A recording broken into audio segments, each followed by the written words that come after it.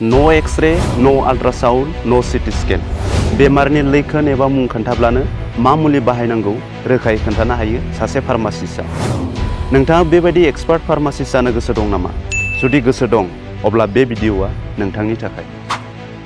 आंनि सासे भिउवारआ आंनाव मोनसे भिडिअ'आव कमेन्ट खालामनानै सोंदोंमोन माबोरै एक्सपार्ट फार्मासिस्ट जानो हायो।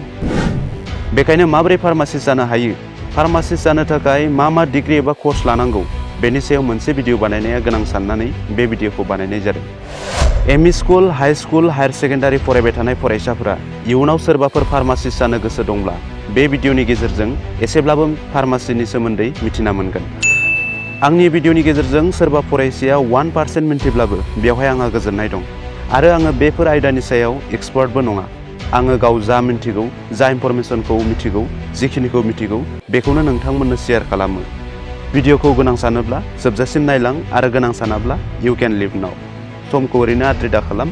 भिडिअखौ इनफरमेटिभ मोनोब्ला लाइक, शेयार आरो कमेन्ट खालाम आरो चेनेलाव गोदानब्ला साबस्क्राइब खालाम। फार्मासिस्ट सोरखौ बुङो बा फार्मासि माखौ बुङो आरो सासे फार्मासिस्टनि खामानिया मा, बेखौ हयथ' नोंथांमोना आंनिख्रुइ साबसिन मोजाङै मिन्थिगौ। फार्मासि बुङोब्ला मिथियै रावबो गैया। सासे फार्मासिस्टखौ जोङो मुलिनि रोंगौसा एबा एक्सपार्ट होननानैबो बुंनो हायो, मानोना बिथांमोना मुलिनि सायाव मोजां गियान थायो। जों जेब्ला लोमजायो अब्ला जों फार्मासियाव थाङो, मुलि बायनानै लायो। बे मुलिखौ माब्ला जानांगौ, मा समाव जानांगौ, बेसेबां जानांगौ, माबोरै जानांगौ, बबे बेरामाव मा मुलि होनांगौ एबा बाहायनांगौ, बेफोरनि बोसोन एबा साजेसन होयो। जेब्ला जों लोमजायो, बेराम जायो, डक्टरनाव थाङो, डक्टरा मुलि प्रेसक्रिप्सन लिरनानै होयो। मेडिकेलनिफ्राय, मेडिसिन स्टरनिफ्राय बा फार्मासिनिफ्राय जों लानानै फैयो। फैसा होनानै बायनानै लाबोयो। जाय सुबुङा जोंखौ मुलि बाहायनायनि बोसोन एबा साजेसन होयो, सरासनस्रा जोंनि लोमजानाय साजानायखौ नायो, ट्रिटमेन्ट खालामो, बिथांमोनखौ जोङो फार्मासिस्ट होननानै बुंनाय जायो। फार्मासिस्टआबो मोनसे जोबोर मोजां केरियार एबा जिउ राहा। सासे सुबुङा बे लाइनाव मोजां जिउ राहा दानो हायो, फार्मासिस्ट जानानै जिउखौ दैदेनलांनो हायो। नाथाय दिनैनि भिडिअनि थांखिया डेफिनेसनखौ फोरमायनाय नङा। माबोरै फार्मासिस्ट जानो हायो, मा डिग्री एबा कर्स लानांगौ, फार्मासिस्टनि डिग्री एबा कर्स लानो मा एन्ट्रेन्स आनजाद होनांगौ, बबे कलेज इनस्टिट्युसनाव फार्मासि कर्स लानो हायो, बेफोरनि बागैसो। सासे सुबुङा फार्मासिस्ट जानोब्ला मोननै डिग्री थानाया गोनांथार। मोननै डिग्रीनि गेजेराव मोनसे डिग्रीया थाथारनांगोन, आरो बे जादों डिप्ल'मा इन फार्मासि आरो बेचलर अफ फार्मासि, जायखौ गुसुङै D.pharm आरो B.pharm होननानै बुंनाय जायो। बे मोननै डिग्रीनि गेजेराव जायखिजाया मोनसे डिग्रीया थायोब्लानो सासे सुबुङा फार्मासिस्ट जानो हायो। जायफोर सुबुङा खालि फार्मासिस्टल' जानो गोसो एबा मेडिसिन स्ट'र एबा फार्मासिल' खुलिनानै जिउ राहा दानो गोसो, बिथांमोना डिप्ल'मा इन फार्मासि डिग्रीखौ लानो हायो। बेयो मोनसे 2 बोसोरनि कर्स, थामहिनबा कर्सनि डिउरेसना 2 बोसोर। आरो जायफोर सुबुङा इयुनाव बे लाइनाव गोजौ फारसे थांनो गोसो, थामहिनबा मेडिसिन एबा मुलि दिहुननाय, नायबिजिरनाय बा रिसार्च खालामनाय बायदि हाबाखौ मावनो गोसो, एबा master of science in pharmacy, doctor of pharmacy बायदि डिग्री लानो गोसो, बिथांमोना बेचलर अफ फार्मासि एबा B.pharm डिग्रीखौ लानो नांगोन। बेचलर अफ फार्मासि एबा B.pharm कर्सनि समा 4 बोसोर। थामहिनबा B.pharm कर्सखौ फोजोबनो थाखाय 4 बोसोर सम नांगौ। D.pharm एबा B.pharm कर्सआ कमप्लिट जानायनि उनाव सासे बिजाथिया स्टेट फार्मासि काउन्सिलनिफ्राय लाइसेन्स लानानै फार्मासि एबा मेडिकेल स्ट'र खुलिनो हानायनि खाबु मोनो। बेनि अनगायैबो डिप्ल'मा इन फार्मासि एबा बेचलर अफ फार्मासि डिग्री थानाय सुबुं एबा बिजाथिफोरा सरकारि मेडिकेल, हस्पिटाल एबा गुबुन सरकारि बिफानफोरावबो साख्रि मोननायनि खाबु थायो। दानिया आं नोंथांमोननो फोरमायगोन डिप्ल'मा इन फार्मासि आरो बेचलर अफ फार्मासि कर्सआव माबायदि एडमिसन मोनगोन, मा एन्ट्रेन्स आनजाद होनांगोन।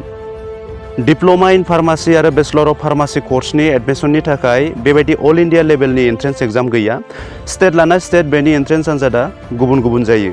आसामाव डिप्ल'मा इन फार्मासि आरो बेचलर अफ फार्मासि कर्स लानोब्ला Srimanta Sankardev university of health and साइन्सआ खुंनाय आसाम फार्मासि एन्ट्रेन्स एग्जामखौ होनो नांगोन।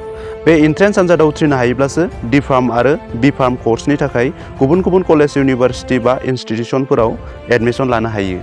आथिखालाव माखासे प्राइभेट इनस्टिट्युसनफोरबो गोबां दंसै। बेफोर इनस्टिट्युसनाव एन्ट्रेन्स आनजाद होआब्लाबो डाइरेक्ट एडमिसन लानो हायो होननानै गोबां खोनायो। नाथाय आसामनि सरकारि मेडिकेल कलेज, इउनिभार्सिटि एबा सरकारजों गनायजानाय इनस्टिट्युसन आरो गोबां प्राइभेट इनस्टिट्युसनफोराव Srimanta Sankardev university of health and साइन्सनि फार्मासि एन्ट्रेन्स आनजाद होनानै पास जानाय नङाब्ला एडमिसन मोननो हानाय नङा बा एडमिसन मोननाया गोब्राब। Srimanta Sankardev university of health and साइन्सआ फार्मासि एन्ट्रेन्स आनजादखौ बोसोरफ्रोमबो खुङो। एप्रिल मे दानाव बेनि एप्लाइआ सोलियो एबा बेनि उन सिगांबो जानो हागौ। जायफोर गोसो गुदुं बेखौ गावनो समजों लोगोसे आपडेट लाबाय थानो नांगोन। D.pharm आरो B.pharmआव एडमिसन लानो थाखाय एबा फार्मासि एन्ट्रेन्स आनजाद होनो थाखाय सासे बिजाथिया हायार सेकेन्डारि एबा 10+2 खौ साइन्स स्ट्रिमजों इंलिश, फिजिक्स, केमेस्ट्रि, मेथ्स एबा बाय'लजि आयदा लानानै उथ्रिनाय जानांगोन। मिनिमाम बैसोआ 17 बोसोर जानो नांगोन। फार्मासि एन्ट्रेन्स आनजादनि रिजाल्टनि मेरिट बेसिसआव गुबुन गुबुन कलेज, इउनिभार्सिटि, इनस्टिट्युसनफोराव एडमिसनखौ होनाय जायो। आसामाव D.pharm आरो B.pharm कर्स लानो हानाय फसंथानफोरा जादों Dibrugarh university, Kaziranga university, Assam downtown university, Pragjyotishpur university, Silchar medical college, Assam medical college, Guwahati medical college आरो माखासे गोबां इनस्टिट्युसनफोराव बेचलर अफ फार्मासि एबा डिप्ल'मा इन फार्मासि कर्सखौ फरायनो हानायनि खाबुफोर दङ। उननि समफोराव जायफोर फार्मासि फरायनो गोसो एबा श्रीमन्त शंकरदेव इउनिभार्सिटिनि फार्मासि एन्ट्रेन्स एग्जाम होनो गोसो बिथांमोना अफिसियेल वेबसाइट www.ssuhs.in आव आपडेट लाबाय थाब्लानो जागोन। दिनैनि भिडिअ'आ बेखिनियानोसै। भिडिअ'आ इनफरमेटिभ जादोंब्ला फरायफुनाय फरायसाफोरनो शेयार खालाम, जेन फरायसाफोरा फार्मासिस्ट जानायनि डिग्री एबा कर्सखौ मिथिना लानो हायो। लोगोसे मोनसे खावलायनाय, आं जेखिनिखौ मिथिगौ बेखौ नोंथांमोननो फोरमायबाय। नंगौ नङा बेखौ चेक खालामनानै रोखा खालामना लानाया नोंथांमोननि बिबान। गोजोन्थों।